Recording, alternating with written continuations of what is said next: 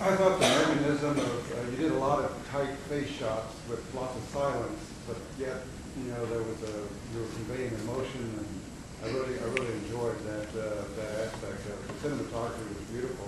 I just wonder how hard it is for an actor to have the camera pointed at their face and no dialogue, but you're conveying information. How was that communicated? That must be tough. Yeah, well, some of that is up to the editor, you know, which part he chooses, or Josh, you know. But yeah, this story has a lot of silence in it.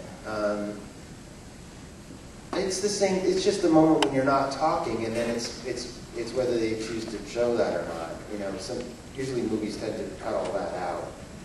But I even like silent movies. I like the part of acting that isn't dialogue sometimes. And a lot of movies, performances in movies are often not about talking all the time.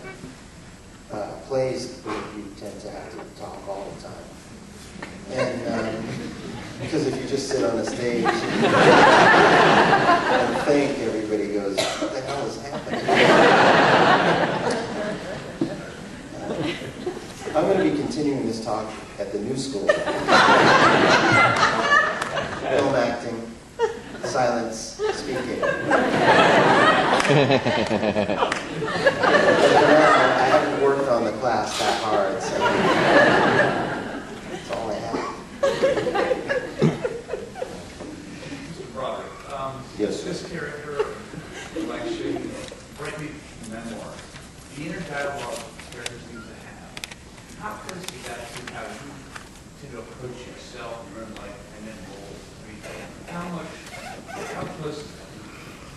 How close are they to me? Yeah, I mean, you bring the role, and you kind of feel in your own life. I mean, I tend to walk around and have a little close dialogue. I tend to analyze myself, okay? And I just kind of know those, or you seem to shine with. Yeah, I don't know. You know, you roles that suit you find you, and I'm trying to think how to answer that. Is there an internal dialogue going on right now? I'm not sure, but I know what you mean, kind of. And yeah, I do. I don't know. I'm half Jewish, maybe. I don't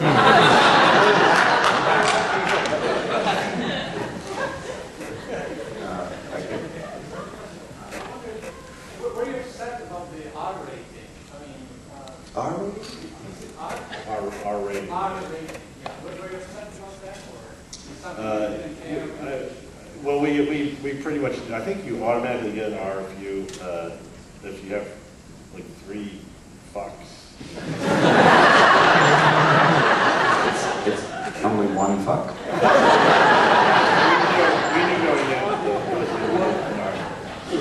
I didn't know that. I'm not sure I've ever been in an R movie.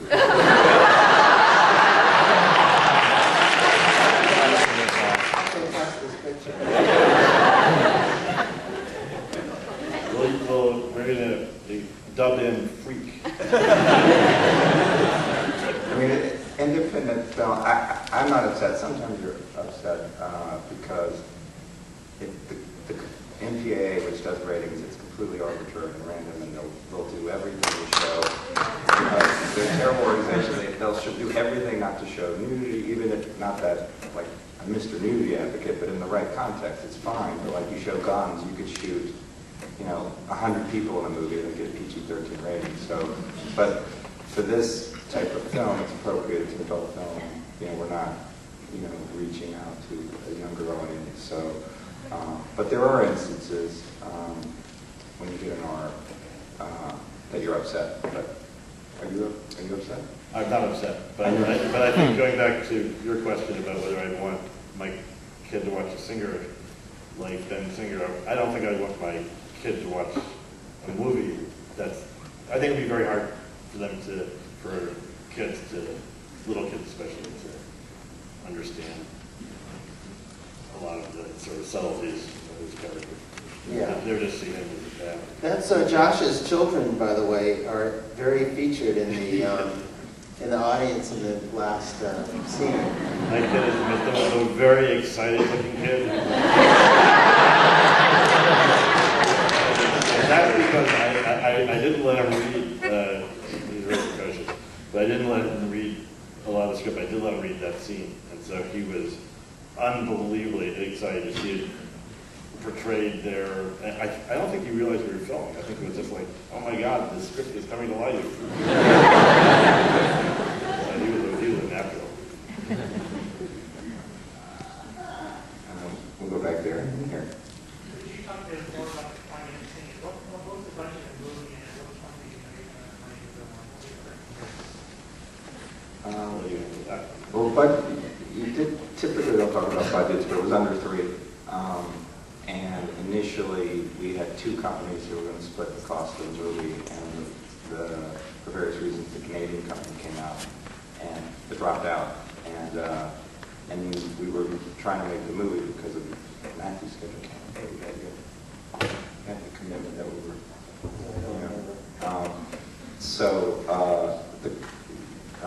Ambush Entertainment, who was one of the 2 financiers, Miranda Bailey and partner Matt, they decided they're one of the few companies, not a lot of companies, they love the script and the cast that we had at the time, and so they decided to step up and fully finance the movie.